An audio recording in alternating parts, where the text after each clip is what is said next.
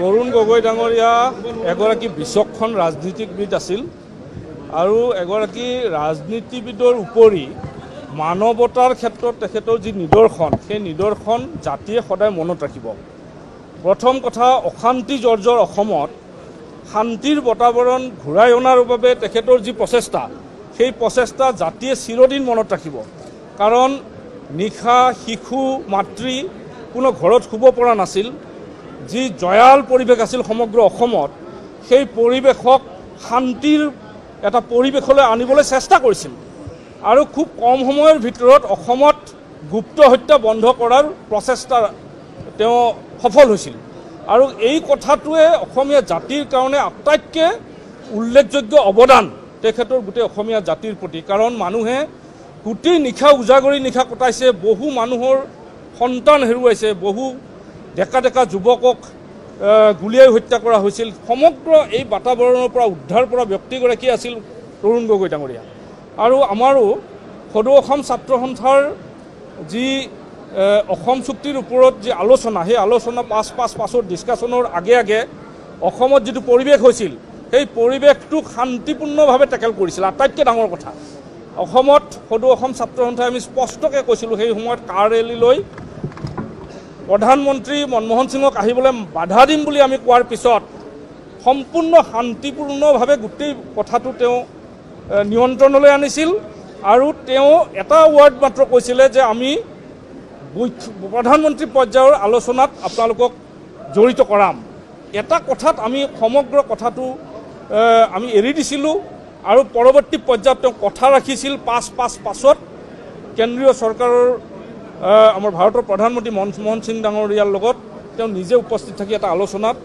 আমি মিলিত হৈছিলোঁ। তো গোটেই যোগাত্মক কথা বতৰা জৰিয়তে সদৌ অসম ছাত্ৰ সন্থাই তেখেতক আমি স্মৰণ কৰিছোঁ। তেখেতৰ আত্মাই সদ্গতি লাভ কৰক আৰু শোকসন্তপ্ত পৰিয়ালবৰ্গলৈ আমাৰ সমবেদনা জ্ঞাপন কৰিছোঁ। জাতিয়ে এই যে শান্তিৰ বাতাবৰণ এটা অনাৰ ক্ষেত্ৰত মানুহে নিশা শুব পৰা হোৱা অৱস্থা এটালৈ লৈ আনিব চেষ্টা কৰিছিল, তাৰ কাৰণে তেখেতলৈ আমি পুনৰ শ্ৰদ্ধাঞ্জলি জ্ঞাপন কৰিছোঁ। অসমৰ প্ৰাক্তন মুখ্যমন্ত্ৰী তৰুণ গগৈ ডাঙৰীয়াৰ মৃত্যু ৰাজনৈতিকভাৱে এটা ধাৰাৰ অৱসান, এটা ৰাজনৈতিক যুগৰ অৱসান ঘটিল। আৰু অসমৰ জনগণে সদায় এগৰাকী অতি বিচক্ষণ, মানৱদৰদী, গণতন্ত্ৰৰ প্ৰতি অতি দায়বদ্ধ এগৰাকী মন্ত্ৰী হিচাপে আৰু তাৰ উপৰিও এগৰাকী ৰাষ্ট্ৰীয় দলৰ এগৰাকী নেতা হৈ জাতীয়তাবাদী আদৰ্শৰে অসমৰ সমাজৰ প্ৰতি তেওঁৰ যিটো দৃষ্টি আছিল বা অসমৰ জাতীয় জীৱনৰ সমস্যাসমূহ সমাধান কৰিবৰ কাৰণে কৰা যিটো প্ৰচেষ্টা, তাৰ কাৰণে এগৰাকী জাতীয়তাবাদী নেতা হিচাপে অসমৰ ৰাইজে মনত ৰাখিব। আৰু আমাৰ অসমৰ যি সময়ত এটা গুপ্ত হত্যাৰ বিভীষিকাময় পৰিৱেশ, অসমৰ ভগ্নপ্ৰায় যিটো অৰ্থনীতি, এই ভাঙি পৰা অৰ্থনীতিক তেওঁ পুনৰুজ্জীৱিত কৰিবৰ কাৰণে প্ৰয়াস কৰিলে। অসমৰ সামাজিক পৰিৱেশ অতি সুন্দৰ কৰিবৰ কাৰণে যাতে এটা উন্নয়নৰ আধাৰ তৈয়াৰ হয়। গুপ্ত হত্যাৰ পিছত সমগ্ৰ অসমত যিটো এটা ভয়াৱহ পৰিৱেশ, অসমৰ সমাজ জীৱনত জীয়াই থাকিবলৈ দিন ৰাতি বিভিন্ন সময়ত চলি থকা ভয়াৱহ পৰিৱেশৰ মাজৰ পৰা উত্তৰণ ঘটাই এটা খুব সুন্দৰ পৰিৱেশ তৈয়াৰ কৰিবৰ কাৰণে তেওঁ প্ৰয়াস কৰিলে, সফল হ'ল। নতুন এটা উন্নয়নৰ ধাৰা তেওঁ দেখুৱালে, নতুন নতুন চিন্তা আহিল, নতুন বিশ্ববিদ্যালয় নতুনকৈ আৰম্ভ কৰিলে, মহিলা বিশ্ববিদ্যালয়ৰ দৰে যুগান্তৰকাৰী সিদ্ধান্ত গ্ৰহণ কৰিলে, আন বিশ্ববিদ্যালয় গঠন কৰিলে, নতুন নতুন কাৰিকৰী বিদ্যালয় মহাবিদ্যালয় গঠন কৰিলে, ক্ৰীড়া আন্তঃগাঁথনি গঢ়িলে। এইবোৰ কথা আৰু আন্তঃগাঁথনিৰ আন আন্তঃগাঁথনিৰ যিবোৰ আধাৰ তৈয়াৰ কৰিবৰ কাৰণে প্ৰয়াস কৰিলে। আনকি সদৌ অসম ছাত্ৰ সন্থাৰ লগত কেন্দ্ৰীয় চৰকাৰৰ আলোচনা, ত্ৰিপাক্ষিক আলোচনা 5 মে 2005 চন, সেই আলোচনাৰ মূল উদ্যোগ তেওঁ গ্ৰহণ কৰিলে, য'ত বহু যুগান্তৰকাৰী সিদ্ধান্ত হৈছিল। বান গৰাখহনীয়াক ৰাষ্ট্ৰীয় সমস্যা হিচাপে ঘোষণা কৰাৰ কথাটো উল্লেখ হৈছিল। সেই সময়ত ৰাষ্ট্ৰীয় নাগৰিকপঞ্জী উন্নীতকৰণৰ প্ৰক্ৰিয়াৰ কথা উল্লেখ কৰিছিল। অসম চুক্তিৰ 6 নম্বৰ দফা অতি সোনকালে ফলপ্ৰসূভাৱে সমাধান কৰাৰ ব্যৱস্থাৰ কথা কৈছিল। অৰ্থাৎ এই গোটেই কথা বতৰাবোৰ যোগাত্মকভাৱে সমাধান কৰিবৰ কাৰণে বা ছাত্ৰ সন্থাৰ অসম চুক্তিৰ ৰূপায়ণ বা বিভিন্ন ধৰণৰ কথা বতৰাক তেওঁ অতি যোগাত্মকভাৱে আগবঢ়াই লৈ যাবৰ কাৰণে চিন্তা চৰ্চা কৰিছিল। ভাৰত বাংলাদেশ উন্মুক্ত সীমান্ত চিল কৰিবৰ কাৰণে প্ৰথম যিবোৰ চিন্তা, সীমান্ত পৰিদৰ্শন কৰাৰ কথা, সীমান্ত সিল কৰিবৰ কাৰণে আধুনিক বিভিন্ন ধৰণৰ প্ৰযুক্তি প্ৰয়োগৰ কথা এইবোৰ কথাত তেওঁ অতি গুৰুত্ব সহকাৰে গোটেই বিষয়টো আগবঢ়াই লৈ গৈছিল আনকি অসমৰ যিটো সহস্ৰ সংগ্ৰামৰ পৰিৱেশ আলোচনা বিলোচনাৰ মাজে নিষ্পত্তি কৰিবৰ কাৰণেও প্ৰয়াস কৰিছিল গতিকে আমি ভাবোঁ যে তেখেতক অসমৰ ৰাইজে অসমৰ জনগণে মনত ৰাখিব আৰু আমি তেখেতৰ প্ৰতি এই সময়ত শ্ৰদ্ধাঞ্জলি জ্ঞাপন কৰিছোঁ আৰু তেখেতৰ পৰিয়ালবৰ্গলৈ আমি গভীৰ সমবেদনা জ্ঞাপন কৰিছোঁ গণতান্ত্ৰিক প্ৰক্ৰিয়াৰে ৰাইজক শাসন কৰা এজন বিচক্ষণ ৰাজনীতিবিদৰ মৃত্যু ঘটিল তেখেতে সমগ্ৰ অসমবাসী ৰাইজক গণতান্ত্ৰিক প্ৰক্ৰিয়াৰে সকলোকে সৌম্যভাৱে তেখেতে শাসন কৰিছিল আৰু খুব এগৰাকী বিচক্ষণ সহজ সৰল ৰাজনীতিবিদ আছিল আৰু যিগৰাকী ৰাজনীতিবিদে সকলো স্তৰৰ ব্যক্তিক সকলো স্তৰৰ ছাত্ৰ ছাত্ৰীৰ পৰা আৰম্ভ কৰি সকলো স্তৰৰ নাগৰিকক তেখেতে সমান চকুৰে চাইছিল আৰু খুব সহজ সৰল এগৰাকী নেতা আছিল আৰু এই নেতাগৰাকীৰ বিয়োগত আমি ছাত্ৰ সন্থা পৰিয়ালবৰ্গ মৰ্মাহত হৈছোঁ তেখেতৰ পৰিয়াললৈ শোকবেদনা আমি জ্ঞাপন কৰিছোঁ আৰু আশা ৰাখিছোঁ তেখেতৰ বহু সপোন আছিল যিবিলাক সপোনৰ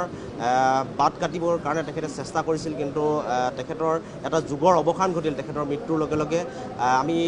তেখেতৰ পৰিয়ালবৰ্গ বা তেখেতলৈ সমবেদনা জ্ঞাপন কৰিছোঁ আৰু এগৰাকী খুব বিচক্ষণ সহজ সৰল ৰাজনীতিবিদৰ মৃত্যু হ'ল আৰু লগে লগে এটা যুগৰ অৱসান ঘটিল এটা দীঘলীয়া সময়ৰ বাবে অসমৰ মুখ্যমন্ত্ৰীৰ দায়িত্ব লৈ অসমক নেতৃত্ব দিয়া প্ৰাক্তন কেন্দ্ৰীয় মন্ত্ৰী এগৰাকী অভিজ্ঞ ৰাজনীতিবিদ তৰুণ গগৈ ডাঙৰীয়াৰ মৃত্যুত আমি সদৌ ছাত্ৰ সন্থাই মৰ্মাহত গভীৰ শোক প্ৰকাশ কৰিছোঁ আজি শ্ৰদ্ধাঞ্জলি জনালোঁ আৰু শোকসন্তপ্ত পৰিয়ালবৰ্গলৈ সমবেদনা জ্ঞাপন কৰিছোঁ এটা দীঘলীয়া যাত্ৰা আৰু এই দীঘলীয়া যাত্ৰাত তেখেতে গণতান্ত্ৰিক চিন্তা চৰ্চাৰে অসমৰ সমস্যাসমূহ স্থায়ী সমাধানৰ প্ৰচেষ্টা লৈছিল আৰু অসমৰ উন্নয়নৰ বাবে ন চিন্তা হাতত লৈ কাৰ্যকৰী কৰিবলৈ ব্যৱস্থা লৈছিল ক্ষমতালৈ অহাৰ পিছতেই গুপ্ত হত্যাৰ ৰাজত্বৰ তেখেতে অৱসান ঘটাবলৈ বলিষ্ঠ পদক্ষেপ লৈছিল ৰাজ্যখনত গুপ্ত হত্যাৰ ব্যৱস্থাক অৱসানৰ কাৰণে পদক্ষেপ ল'লে জ্বলন্ত বিদেশী নাগৰিকৰ সমস্যাৰ স্থায়ী সমাধানৰ কাৰণে ইচ্ছা প্ৰকাশ কৰিলে ভাৰত বাংলাদেশ উন্মুক্ত সীমান্ত চিল হ'ব লাগে ছাত্ৰ সন্থাৰ দাবী আছিল সীমান্ত চাবলৈ আমি জনোৱা আহ্বানক সঁহাৰি জনাই ছাত্ৰ সন্থাৰ সৈতে তেখেতে ভাৰত বাংলাদেশ সীমান্ত চাবলৈ গৈছে আৰু সীমান্ত চিল কৰিবৰ কাৰণে পদক্ষেপ ল'বলৈ প্ৰয়াস হাতত লৈছে আমি ভাবিছিলোঁ যে এইগৰাকী মুখ্যমন্ত্ৰীয়ে সীমা চাবলৈ যাবনে আমাৰ দাবী শুনিবনে কিন্তু সদৌ অসম ছাত্ৰ সন্থাৰ প্ৰতিনিধি দলক লগত লৈ ভাৰত বাংলাদেশৰ উন্মুক্ত সীমা তেখেতে নিজে চাইছিল আৰু সীমা সুৰক্ষাৰ ব্যৱস্থা ল'বলৈ পদক্ষেপ ল'বলৈ প্ৰয়াস কৰিছিল আনহাতেদি যেতিয়া ইয়াত এছিয়ান কাৰ ৰেলী হৈছিল প্ৰধানমন্ত্ৰী ডক্টৰ মনমোহন সিং অহাৰ কথা আছিল এটা আন্তঃৰাষ্ট্ৰীয় এটা অনুষ্ঠান আছিল আমি কৈছিলোঁ যে অসম চুক্তি ৰূপায়ণৰ প্ৰধানমন্ত্ৰী স্তৰত আলোচনা যদি নহয় তেতিয়াহ'লে এই কাৰ ৰেলী আমি বন্ধ কৰি দিম এটা পৰিৱেশ হৈছিল আৰু সেই পৰিৱেশক তেখেতে ইতিবাচকভাৱে লৈছিল অৰ্থাৎ গণতান্ত্ৰিক চিন্তাৰ তেখেতে প্ৰকাশ কৰিছিল আৰু তেখেতে সদৌ অসম ছাত্ৰ সন্থাই আমি বিচাৰিছিলোঁ মাত্ৰ এটাই কথা যে প্ৰধানমন্ত্ৰী স্তৰত অসম চুক্তি ৰূপায়ণৰ সম্পৰ্কত ত্ৰিপাক্ষিক আলোচনা হ'ব লাগে কাৰণ আমি সমস্যাটোৰ স্থায়ী সমাধান বিচাৰিছিলোঁ আৰু সেই সময়ত তেখেতে সংঘাত এৰি আলোচনাৰে সমস্যা সমাধানৰ দৃষ্টিভংগী প্ৰকাশ কৰিছিল আৰু সদৌ অসম ছাত্ৰ সন্থাক আলোচনালৈ আমন্ত্ৰণ জনাই সেই সময়ৰ প্ৰধানমন্ত্ৰী ডক্টৰ মনমোহন সিঙৰ অধ্যক্ষতাত ত্ৰিপাক্ষিক আলোচনাৰ আয়োজন কৰিছিল আৰু সেই সময়ৰ প্ৰধানমন্ত্ৰী ডক্টৰ মনমোহন সিঙৰ অধ্যক্ষতাত হোৱা ত্ৰিপাক্ষিক আলোচনা য'ত তৰুণ গগৈ ডাঙৰীয়াই অসম চৰকাৰক নেতৃত্ব লৈছিল আৰু তেখেতৰ এই আগভাগ লোৱাৰ ফলত অসমৰ ৰাষ্ট্ৰীয় নাগৰিকপঞ্জী উন্নীতকৰণৰ গোটেই সিদ্ধান্তটো প্ৰধানমন্ত্ৰী স্তৰত প্ৰথম সিদ্ধান্ত হৈছিল সেই ত্ৰিপাক্ষিক আলোচনা আমি আন্দোলন কৰিছিলোঁ আন্দোলনৰ আমাৰ দাবী আছিল কিন্তু আন্দোলনটোক তেখেতে গণতান্ত্ৰিকভাৱে ইতিবাচকভাৱে সঁহাৰি জনাই সেই ত্ৰিপাক্ষিক আলোচনাৰ আয়োজন কৰিছিল আৰু সেই ৰাষ্ট্ৰীয় নাগৰিকপঞ্জী উন্নীতকৰণৰ প্ৰধানমন্ত্ৰী স্তৰত প্ৰথম সিদ্ধান্ত আছিল অসমৰ বান আৰু খহনীয়া সমস্যাক ৰাষ্ট্ৰীয় সমস্যা হিচাপে সমাধান হ'ব লাগে বুলি সেই ত্ৰিপাক্ষিক আলোচনাৰ সিদ্ধান্ত হৈছিল আৰু আন অসম চুক্তিৰ আন বিষয়সমূহতো প্ৰধানমন্ত্ৰী স্তৰত আগুৱাই নিবৰ কাৰণে আমাৰ দাবীৰ প্ৰতি সঁহাৰি জনাই তেখেতে গণতান্ত্ৰিক চিন্তাৰে এটা পদক্ষেপ লৈছিল তাৰ লগে লগে অসমৰ বিভিন্ন শিক্ষানুষ্ঠান স্থাপনৰ আমাৰ কথা আছিল ৰাজ্যখনত মহিলা বিশ্ববিদ্যালয়, মেডিকেল কলেজ, আন শিক্ষা অনুষ্ঠান স্থাপন, খেলৰ আন্তঃগাঁথনি উন্নয়ন, ৰাষ্ট্ৰীয় ক্ৰীড়া অনুষ্ঠান আয়োজন কৰাকে ধৰি বিভিন্ন ইতিবাচক চিন্তাৰ তেখেতে প্ৰতিফলন ঘটাইছিল। আৰু আমি আজি ক'ব লাগিব যে আমি সদৌ অসম ছাত্ৰ সন্থা এটা সংগ্ৰামী সত্তা, অসমৰ খিলঞ্জীয়া মানুহৰ সুৰক্ষিত ভৱিষ্যতৰ বাবে সদায় আমি সংগ্ৰামৰ জৰিয়তে আমি আগুৱাই যাওঁ। আমাৰ দাবী পূৰণ নহ'লে আমি আন্দোলনৰ পথ লওঁ। কিন্তু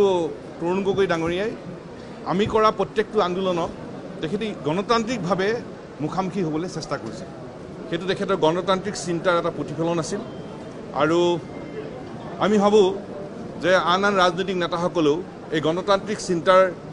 চিন্তাক সন্মান জনোৱাটো অত্যন্ত প্ৰয়োজন। আৰু আমি অসমে এগৰাকী অভিজ্ঞ ৰাজনীতিক আমি হেৰুৱালোঁ। আৰু সেইবাবেই আজি এই ক্ষণত তেখেতৰ প্ৰতি আমি গভীৰ শ্ৰদ্ধাঞ্জলি জনাইছোঁ আৰু পৰিয়ালবৰ্গলৈ সমবেদনা জনাইছোঁ। আৰু তেখেতৰ যি গণতান্ত্ৰিক চিন্তা, মানৱীয় সম্পৰ্কৰে সমাজখনক আগুৱাই নিয়াৰ, অসমখনক আগুৱাই নিয়াৰ যি চিন্তা, তাক আমি সোঁৱৰণ কৰিছোঁ আৰু শ্ৰদ্ধাঞ্জলি জনাইছোঁ।